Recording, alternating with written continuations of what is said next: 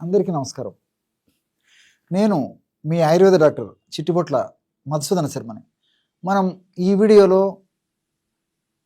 యోని దృఢంగా ఉండి గట్టిగా ఉండి శృంగార సామర్థ్యం చక్కగా ఉండి చక్కటి దాంపత్య జీవితం పొందాలంటే ఎలాంటి క్షేమదాయకమైనటువంటి ఔషధాన్ని వాడుకోవాలి అనేటువంటి అంశాన్ని గురించి తెలుసుకోబోతున్నాం.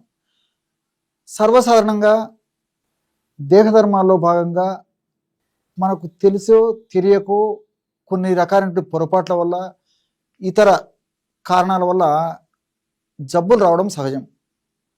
పురుషుల్లో జబ్బులు వస్తుంటాయి, స్త్రీలలో జబ్బులు వస్తుంటాయి.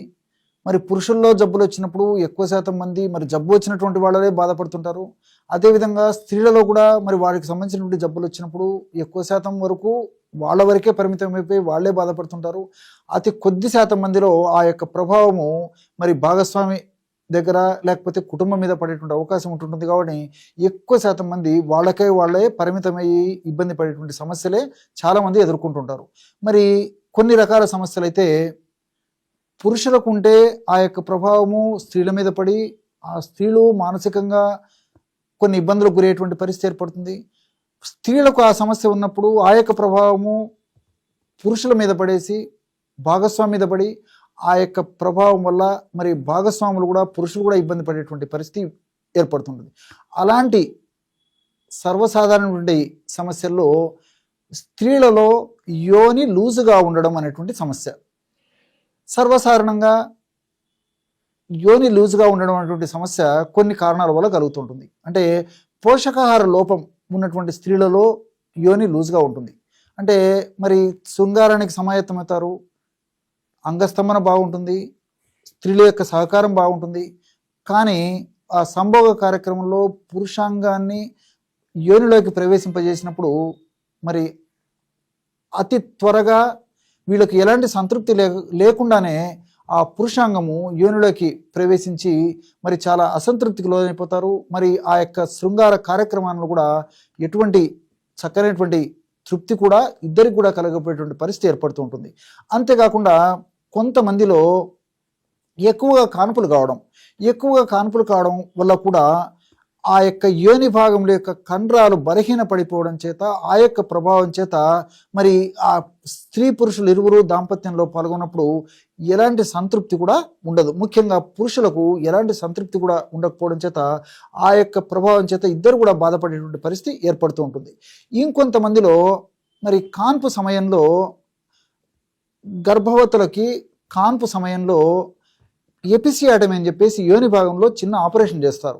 ఎందుకు చేస్తారంటే గర్భస్థ శిశువు గర్భంలో ఎక్కువగా వెయిట్గా ఉన్నప్పుడు, ఎక్కువగా లావుగా ఉన్నప్పుడు ఆ గర్భస్థ శిశువును సులువుగా బయటికి రప్పించేటువంటి భాగంలో యోని యొక్క ఆ యొక్క రంధ్రాన్ని కాస్త వెడల్పుగా చేయడం వల్ల ఆ గర్భంలో ఉన్నటువంటి శిశువు కాన్పు సమయంలో త్వరగా ఈజీగా బయటకు వస్తుందనేటువంటి ఉద్దేశంతో వైద్యులు చిన్న శస్త్రచికిత్స చేసి ఆ యొక్క శిశువును బయటికి తీసిన తర్వాత ఆ భాగాన్ని మళ్ళీ కుట్లు వేసేస్తారు. తర్వాత క్రమక్రమంగా మారిపోతుంది అనమాట. ఈ యొక్క ప్రభావం వల్ల కూడా కొంతమందికి ఆ యొక్క సంభోగ సమయంలో ఆ భాగం లూజ్గా ఉండడం చేత తృప్తి ఉండకుండా పోయేటువంటి పరిస్థితి ఏర్పడుతూ ఉంటుంది. ఇలా వివిధ రకాల కారణాల వల్ల స్త్రీలలో యోని లూజ్గా ఉండడం చేత ఆ యొక్క ప్రభావం చేత మరి స్త్రీలకు అసౌకర్యంగా ఉండడమే కాకుండా మేజర్ ప్రభావంగా పురుషులకు చాలా అసౌకర్యంగా ఉండి చాలా ఇబ్బంది గురయ్యి మానసికమైనటువంటి ఇబ్బంది కూడా గురయ్యేటువంటి పరిస్థితి ఏర్పడి దాంపత్య జీవితం కూడా అనుకున్నంత ఆశించిన స్థాయిలో ఇద్దరు పొందలేకపోయేటువంటి పరిస్థితి కూడా ఏర్పడుతూ ఉంటుంది. మరి స్త్రీల యొక్క యోని భాగము గట్టిగా దృఢంగా తయారయ్యి స్త్రీ పురుషులు ఇరువురు కూడా చక్కటి దాంపత్య జీవితం కలగాలి, దాంపత్య సుఖాన్ని అనుభవించాలంటే ఎలాంటి ఔషధాన్ని వాడుకోవాలంటే హారతి కర్పూరం ఒక 25 గ్రాములు తీసుకోండి. బాగా నిదానంగా రాసుకోండి. చాలామంది ఎదుర్కొనేటువంటి సమస్య కాబట్టి మరి ఎంతోమందికి ఉపయోగపడుతుంది కాబట్టి అవసరమైనటువంటి వాళ్ళందరూ కూడా వాడుకోవచ్చు అనమాట. హారతి కర్పూరం యొక్క పొడిని ఒక 25 గ్రాములు తీసుకోండి. హారతి కర్పూరం గడ్డలుగా దొరుకుతుంటాయి కదా, మరి ముద్ద కర్పూరం కానీ గడ్డ కర్పూరం కానీ హారతి కర్పూరం కానీ అలాగా నలిచేస్తే పౌడర్ లాగా అయిపోతుంది అనమాట. దాన్ని ఒక 25 గ్రాములు తీసుకోండి. అట్లే మామిడికాయల్లో ఉన్నటువంటి జీడి సో మనకి మామిడికాయలు ఉన్నటువంటి జీడి యొక్క పొడి సంవత్సరం అంతా మనకు మార్కెట్లో దొరుకుతుంది. సీజన్లో మామిడికాయలు దొరుకుతాయి కాబట్టి మరి ఆ జీడిని సేకరించుకొని చిన్న చిన్న ముక్కలుగా చేసేసి బాగా ఎండించేసేసి కూడా పౌడర్ తయారు చేసుకోవచ్చు. కాబట్టి ఎలా వీలైతే అలాగా ఆ మామిడికాయ యొక్క జీడి యొక్క పొడి కూడా మనం సేకరించుకొని కానీ లేకపోతే తయారు చేసుకొని కానీ ఒక 25 గ్రాములు తీసుకోవాలి. 25 గ్రాములు హారతి కర్పూరం లేదా మామూలు కర్పూరం లేదా ఉంట కర్పూరం పొడి అయితే 25 గ్రాములు మామిడి జీడి గింజల యొక్క పొడి. దీనికి 50 నుంచి 100 ml తేనె కలిపేసేయాలి. 50 ml నుంచి 100 ml తేనె కలిపేసేయడం వల్ల చక్కటి క్రీమ్ లాంటి ఔషధం తయారైపోతుంది.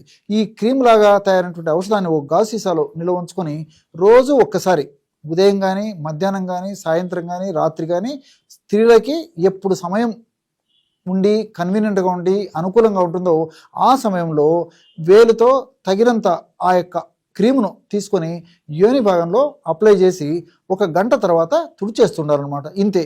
ఈ విధంగా క్రమం తప్పకుండా రోజు ఒక్కసారి ఈ యొక్క ఔషధాన్ని ఈ పద్ధతిలో వాడి గంట తర్వాత తుడిపేస్తుండడం వల్ల క్రమక్రమంగా యోని భాగంలో ఉన్నటువంటి కండరాలు దృఢపడి బలంగా తయారై గట్టిగా తయారై మరి యొక్క శృంగార కార్యక్రమంలో పాల్గొన్నప్పుడు పురుషులకు చాలా చక్కటి సంతృప్తి కలుగుతుంది. అదేవిధంగా స్త్రీలకు కూడా చాలా చక్కటి సంతృప్తి కలిగేటువంటి పరిస్థితి ఏర్పడుతుంది. కాబట్టి ఈ యొక్క ఔషధాన్ని ఈ పద్ధతిలో వాడుకోవాలన్నమాట. ఈ యొక్క ఔషధాన్ని కూడా మరి కొన్నాళ్ళ పాటు వాడేసేసి అంటే వాళ్ళ కంఫర్టబిలిటీ వచ్చిన రోజులు వాడేసేసి తర్వాత ఆపేస్తే సరిపోతుంది. చూసారు కదా ఎటువంటి చక్కనైనటువంటి ఔషధాన్ని స్త్రీల యొక్క యోని కండరాలు సడిలిపోయినప్పుడు ఆ యొక్క యోని కండరాలు బలంగా తయారేందుకు ఎలాంటి ఔషధాన్ని వాడుకోవాలో మీరు ఈ వీడియోలో తెలుసుకున్నారు కదా. మరొక వీడియోలో మరొక అంశంతో మళ్ళీ కలుద్దాం. అంతవరకు నమస్కారం. మీ చిట్టిబొట్ల.